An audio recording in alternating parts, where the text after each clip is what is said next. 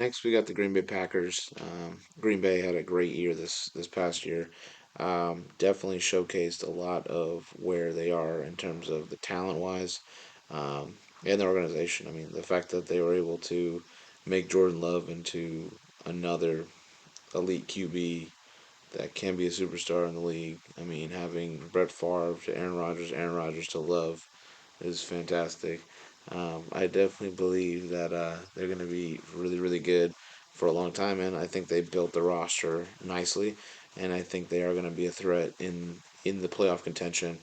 And obviously, I think they can be in a conversation for a Super Bowl. So overall, I mean, this is a team that thought it was going to be a huge rebuild, a long rebuild. It's not. They just knew what they were putting in place. They get the guys. I mean, they signed the guys, and it's nice to see that. So Green Bay 5-3 at home. They were 9-8 last year, by the way. Lost to San Fran in the divisional.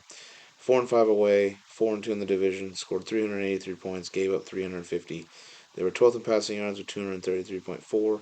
15th in rushing with 112.1.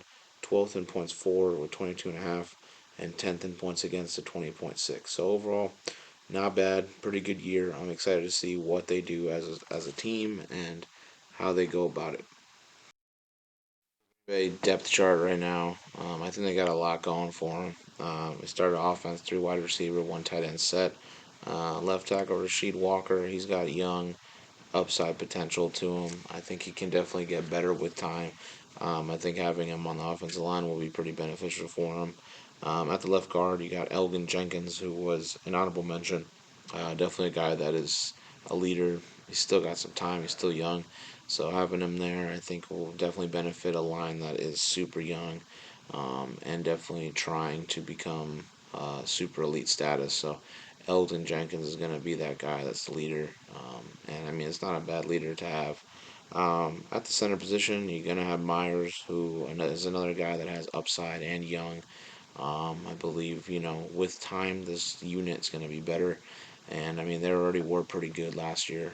Having such a young offensive line that you can build up is always so crucial, and it's very beneficial, especially when you're having Josh Jacobs there running the football. It's going to be amazing for him. Having an offensive line that really does block and do their job.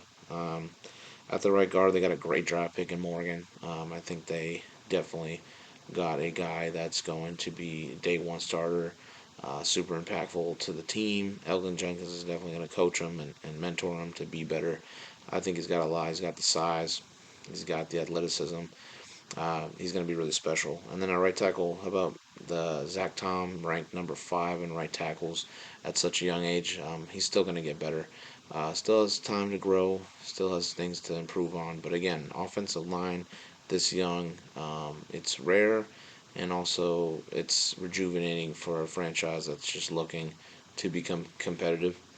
Of course, QB, it's Jordan Love, honorable mention. I think he really is the QB of the future. I think a lot of people wrote him off.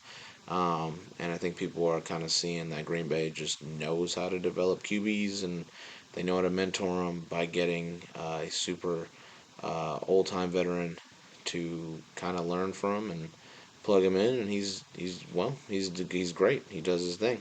So Jordan Love, I think, was great, and he was special in the playoffs and really showcased how talented this guy really is. At the running back position, they signed Josh Jacobs, which is a great sign for him. He's number 4 on the top 10 running backs. He's going to have a special year. He's got a lot to look forward to.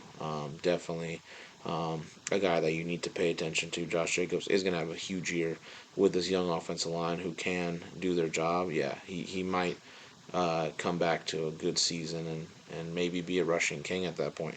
The receiving core is young. It's another benefit for their team. Having guys like Dubes, high potential, has a lot of great, great things that he can do. Great route runner.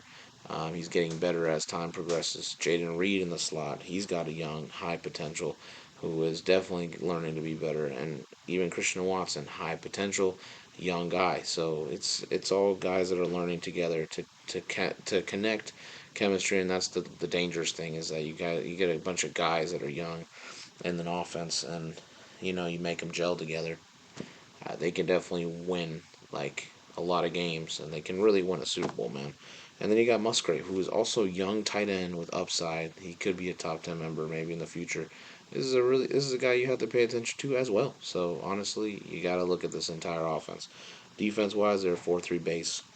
You got Preston Smith, who's a veteran and a leader. He's going to do great things. He's still productive. Still look for him. He's a star. So having him in there is fantastic. Linebacker or outside to to DN. I think it's a great transition for him. At the D tackles, you got Kenny Clark, honorable mention, does his thing, run stuffer. Super high motor kind of guy at the D tackle position. He's going to do his thing. Slayton, he's got young upside potential. Learning under Kenny Clark, I think it's going to be beneficial for them.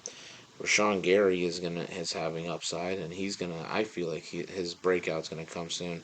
I think he could be a top 10 member. Definitely, there's no way around it. I think he's gonna be a top 10 member. Linebackers, Quay Walker, he was an honorable mention. He can be a top 10 member because he does everything so well. Fast, like Pat Queen, tackles like Zaire Franklin or Roquan, instincts like Fred and fucking Roquan. Like he's got a lot of things, man, that are just there, dude. So watch him for him. Middle linebacker is probably the weakest position for Green Bay. Revival for Wilson, who's 29. We'll see how it goes. He had some good years, a couple of good years. Can he go back to that? McDuffie, upside, high potential. Yeah, he's young. He's 25, 26. He's still got time. He can still be a really big impact for this team. And then you got the corners. Jair Alexander, number 3. Not much to say. Shut down. A guy that you want on your team. Definitely gets it done on an every Sunday basis. Stokes, he needs to stay healthy, and he also hasn't had the opportunity to play in terms of an actual corner and not a slot. So having him there could be beneficial. It could be some growing pains, but he's fast and he's just. I think he could be a really good corner for him. Nickelback Nixon, high upside, definitely a guy that was producing well last year. Definitely a guy that they need to look forward to looking at to develop even more. Um, Safeties, Xavier McKinney, honorable mention. Yeah, he's a guy that can be a top 10. He does everything at a great high level, so watch out for him. Great signing for him from the Giants. Great draft pick and strong safety. How about Bowler, dude? I think second round. I think this is a steal for him. I think they're gonna have a great time. Have seeing him develop him and Xavier McKinney together. That's gonna be dangerous. Hard hitters, ball hawks, great. Kickers, they have a rookie in Narvison who they believe in. I don't know much about him, but rookie kickers, we'll see how that goes.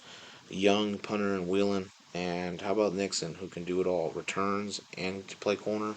It's a good roster, man. It's just really inexperienced and really young, so they're gonna definitely take some heat for how they respond to games. But this is a really good roster that can turn into a great roster and it can turn into a championship roster. So overall, Green Bay needs to be happy where they're at and how they built this team.